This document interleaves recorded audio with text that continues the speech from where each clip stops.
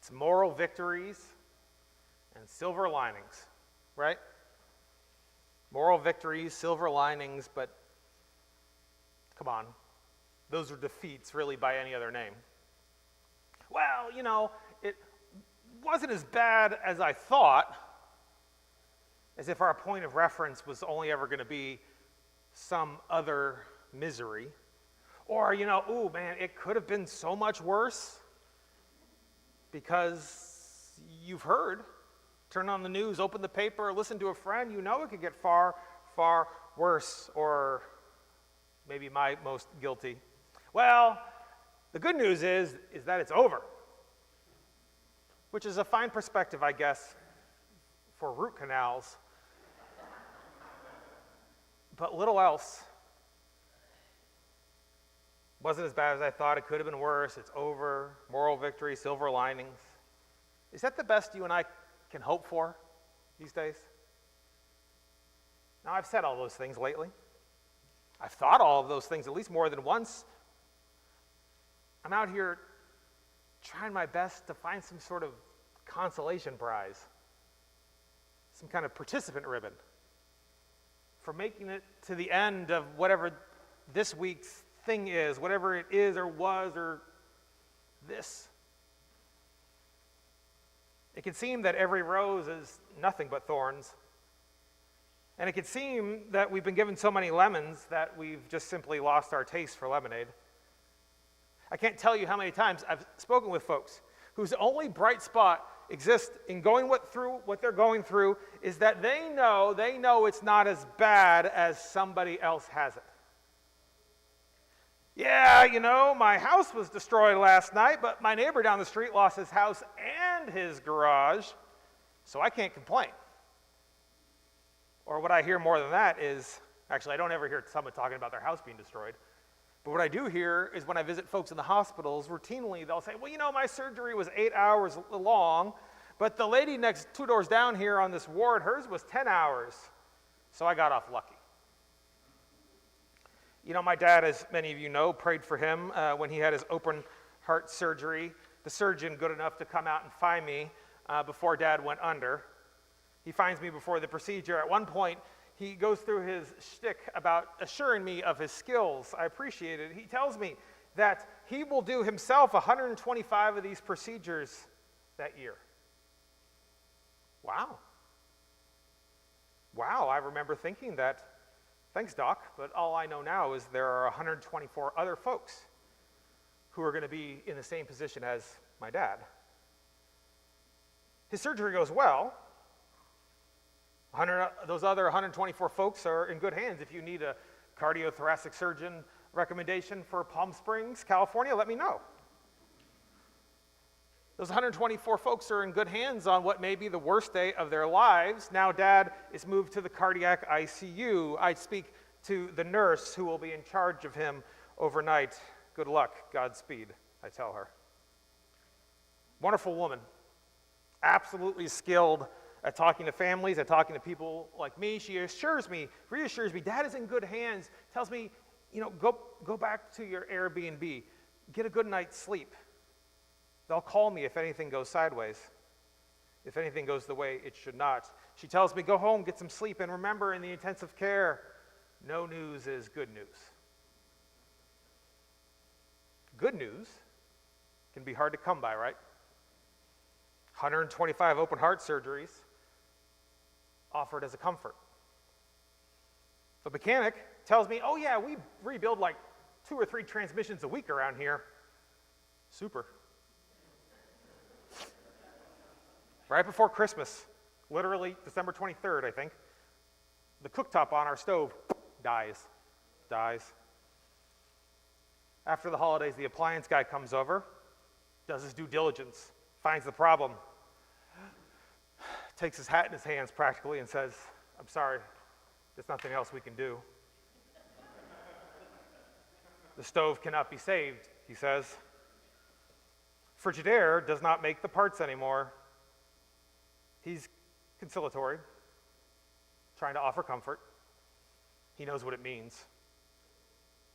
I try to make lemonade out of this whole ordeal.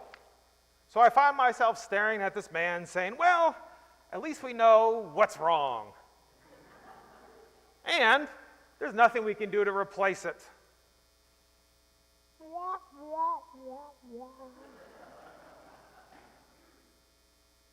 They teach you in seminary not to do what I'm doing right now and making myself the guinea pig of this whole story.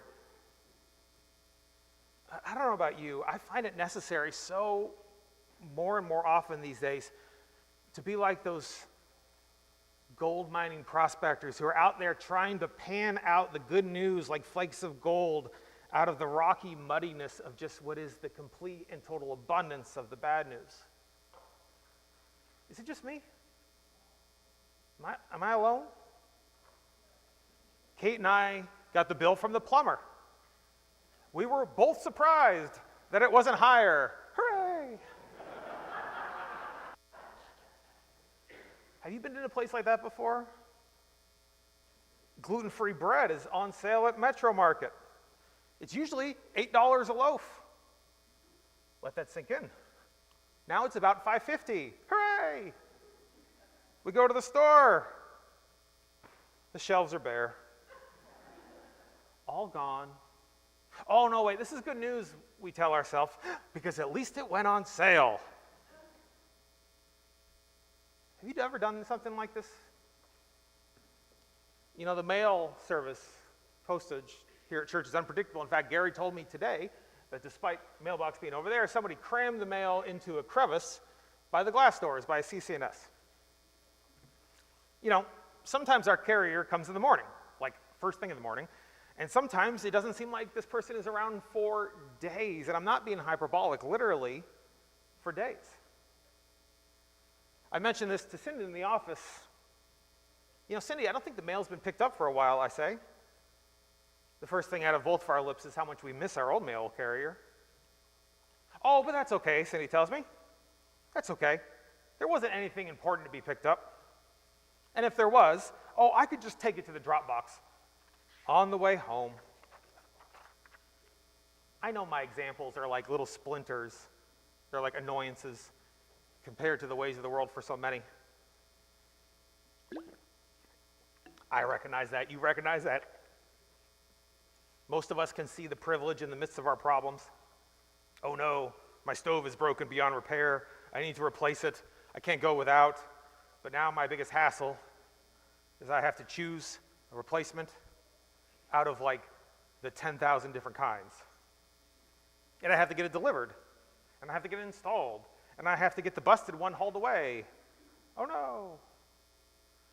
But to the one who does not have a stove, who can't afford to replace the one they have, my story does not get or deserve even an ounce of sympathy.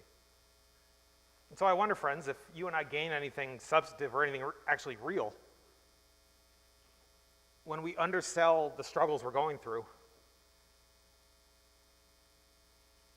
when we dismiss what's bad news, the bad news that we received by when we comparing it to all those that are ailing around us. I wonder if we've become so desensitized to the bad news and so used to its presence in the news in the neighborhood that it will become our only frame of reference. In other words, I wonder if we become so completely used to the bad news uniting us, that the shared experience gathering us, that the communal suffering bonding us like it did during the pandemic, when we all agreed that we needed to work for each other and we were all in this together. I wonder if we've just lost the trail of that which truly unites us, which is the good news we have, and not the bad. Our passage today, Jesus in the synagogue, teaching for the first time after his baptism. He's surrounded by neighbors and friends. He's accustomed to them. And they're accustomed to him. They grew up around the same hills and the same valleys and knew life under the same thumb of Rome. They lived in different households, but they had common bonds of what life is like for them nowadays. And Jesus reads the scroll. He turns exactly to this passage in the prophet Isaiah: release to the captive, sight to the blind, freedom of the oppressed, the year of the Lord's favor. This is good news, whether you are blind or not. This is good news whether you're captive or not, whether you're oppressed or not. But the story ends up with Jesus being chased out of the synagogue, almost being tossed off a cliff. Why? Was it because he read a passage from Scripture? No. It's because of what he says, that release to the captive, sight to the blind, freedom to the oppressed, the news of the Lord's favor today. Today, it has been fulfilled. These folks try not to kill him. His neighbors try not to don't kill him because he read Isaiah, or because he talked about the thing they all believe about one day, but they try to throw him off a cliff because he said today. Friends, today is the day of good news. Friends, today is the day that it touches down, that it moves into the neighborhood, that it becomes flesh, that it tosses and recycles the moving boxes. Today is the year of the God's favor. Jesus tells them, universal, bonding, uniting good news. Today.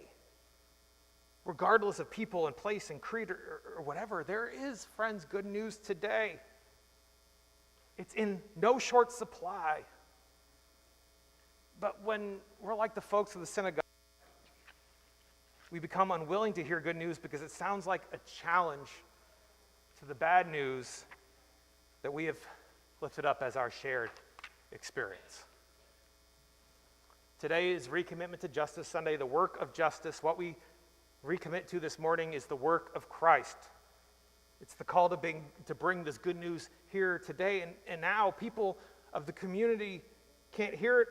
They're in Jesus' story. The bad news is far louder. It's announced everywhere. It transforms their life into a comparison with others, a competition for the good that seems to be in short supply. And every promise is read as one day, someday. But justice is different. Justice is the good news that unites us, the good news that shows up today, that requires us to repeat it, to live it out in what we do and what we say and how we live. And so, friends, I will now invite you to search your hearts and join with me as together we recommit ourselves to the good news of God's justice. In a moment, I will ask you to stand, but for now,